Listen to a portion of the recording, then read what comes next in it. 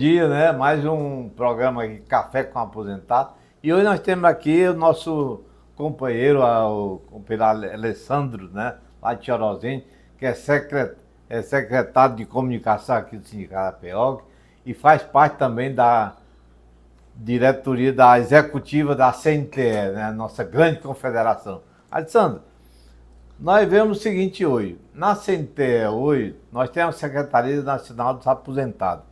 E hoje é dado muita ênfase, né?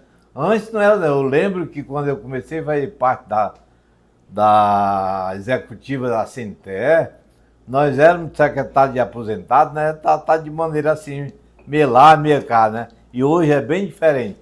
E como nós vimos, você participou da plenária que houve agora da CNTE, né? Que foi justamente praticamente falando sobre aquelas duas PEC que estão sendo julgada pelo Supremo sobre a inconstitucionalidade, né?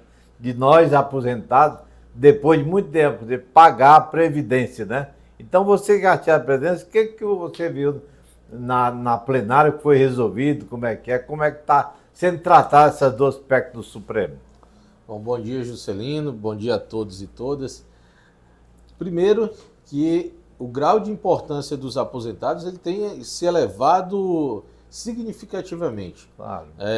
Hoje é uma parte considerável da categoria que são aposentados, que não são inativos, né, e precisam estar juntos nas lutas e acompanhando todas as pautas da categoria, porque também é de interesse dos aposentados.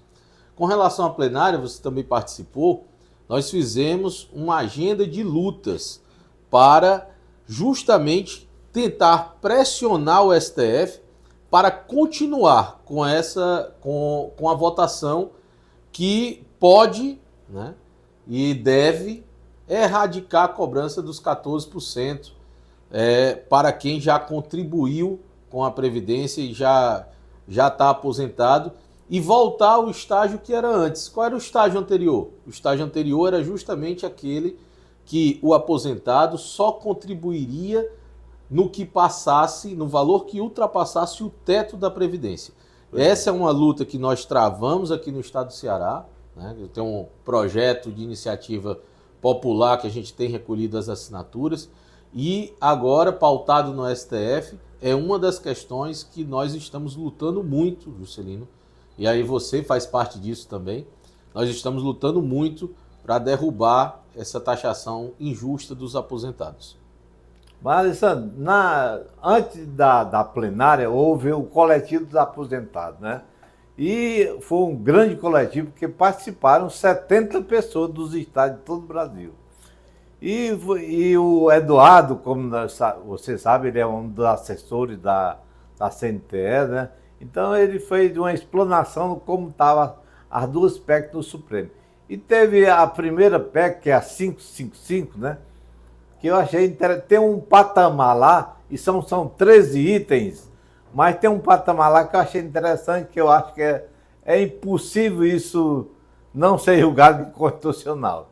Por quê? Porque ela é progressiva. Por exemplo, se não passar pelo Supremo e for aprovado na Câmara e no Senado, diz o seguinte, que começaria... Quem ganhar até 2 salários mínimos pagaria 7%, quem além de pagaria 12%, aí 14% ia subindo. Então, por parte ela é justa, porque quem ganha mais... Contribui mais. Mas aí eu acho que não pode passar daí, por quê?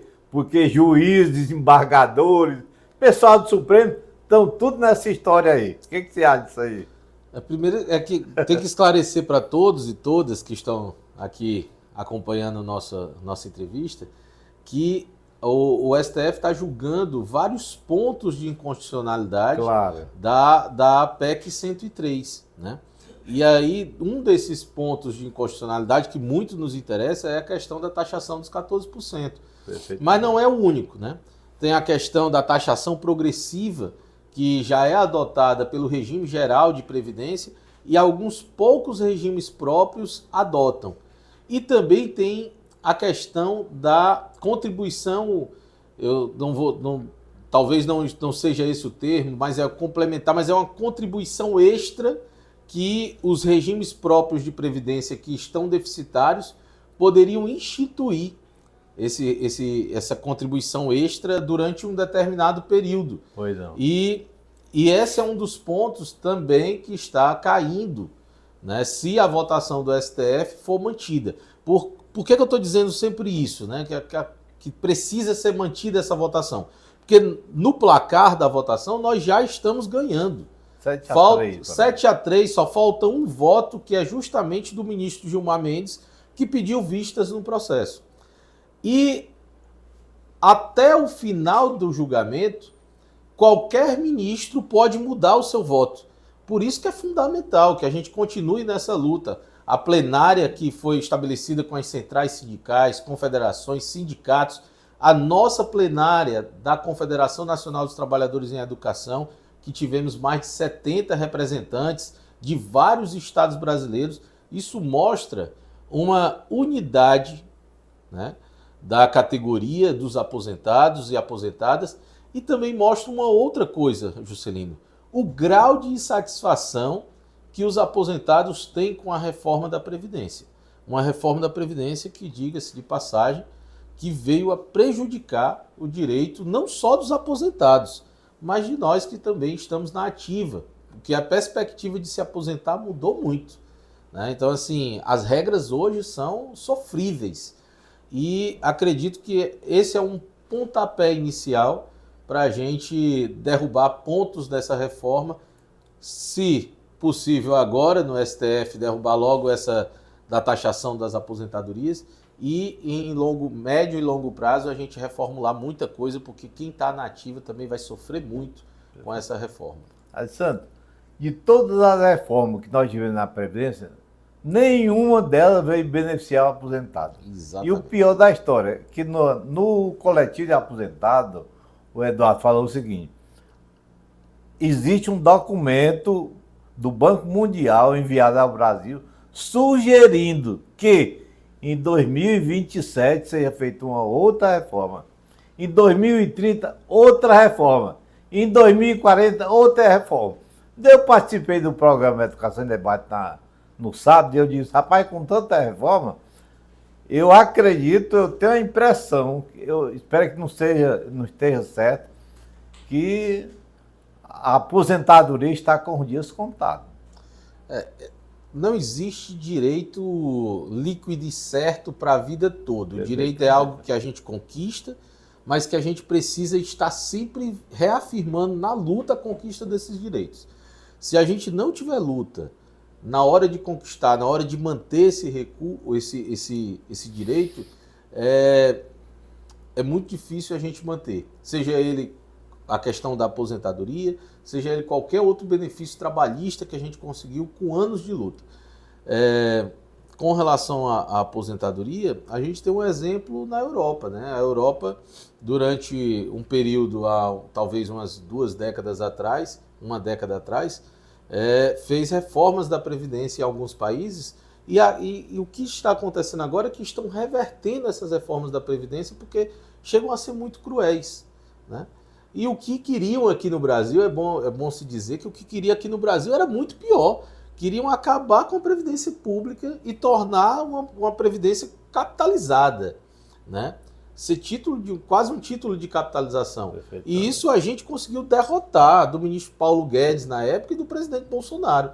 A gente, mesmo com a derrota da reforma, porque foi uma derrota para a gente conseguiu acabar com essa questão da capitalização, que deixaria os aposentados e quem vai se aposentar na míngua. Exemplo disso é o que você pode ver no Chile, né? No Chile, os aposentados passam uma necessidade incrível e depois de toda a sua vida contribuindo, né, para um sistema que não é mais público, é privado, né? Está na mão dos bancos. Então, a gente vai ter sempre esse dilema, esse paradigma. A classe trabalhadora em si, ela precisa estar consciente de que nós precisamos lutar para conquistar, lutar para atualizar, lutar para manter os direitos que a gente suado, historicamente, a gente conquistou por longo de várias gerações. Alessandro, a gente sabe que nunca só existe vitória se tiver luta, né? E nós aqui no Sindicato APEOC, eu até admirei, em maio também teve um coletivo presencial na CNTE, e eu fiquei olhando assim, o único sindicato que estava com a primeira luta, o Sindicato APEOC, com essa ação popular. Então a luta do nosso sindicato é grande, você vê que os outros sindicatos estão quietos. A saúde, que também está pagando a Previdência. Ninguém vê o movimento da saúde. Quer dizer que é só nós aqui no Ceará que estamos com essa luta. E a CNTE também agora acordou, aflorou esse movimento. Eu tenho muito orgulho de participar das duas instituições e de ser um trabalhador da educação. Claro, entendo. Ser professor, para mim, já é motivo de orgulho. Ser um professor sindicalizado também, hoje fazer parte da direção da APEOC e da direção da CNTE, para mim é um motivo de orgulho, porque são entidades de luta, são entidades que formulam, que têm a capacidade de interagir com a sociedade e de interferir nas pautas sociais e trabalhistas. Então hoje aqui no Sindicato APEOC, e aí agora eu saio da posição de dirigente da CNTE, falando como dirigente da APEOC, as lutas que esse sindicato travou são espetaculares, Juscelino. O que a gente conquistou aqui com a melhor carreira do país, nós saímos de uma posição que estávamos entre as 5 piores remunerações lá em 2011, passando para uma das melhores remunerações em 2024. É bem verdade que não está ainda no patamar que nós, professores e professoras, queremos. Mas a gente tem a necessidade de reconhecer que os avanços foram muitos. E aí eu posso citar todas as outras pautas, né? A questão dos precatórios do Fundef, né? O pontapé inicial dos precatórios do Fundef, que era algo perdido, que ninguém acreditava, sai daqui desse sindicato do Ceará. A luta contra a taxação das aposentadorias sai de onde? Sai daqui do Ceará. E a gente, obviamente, não está numa ilha, como o presidente Anísio sempre relata, e que nós, em algum momento, nós vamos sofrer impactos. E a gente precisa estar preparado, a categoria precisa estar preparada, irmanada com o sindicato, irmanado com a nossa Confederação Nacional dos Trabalhadores em Educação, para que, havendo a necessidade de luta, a gente esteja sempre à disposição. Ok. Muito bem, eu queria agradecer aqui o professor Alessandro, né, nosso diretor da CNTE, do Sindicato APEOC, e vou lhe convidar em outro momento, porque a nossa conversa poderia ser mais longa, mas o nosso tempo é encerrou. Muito obrigado, Alessandro. Um prazer imenso estar aqui com vocês. Tendo um cafezinho aqui, a gente sempre vai estar presente, viu? E um grande e forte abraço a todos e todas.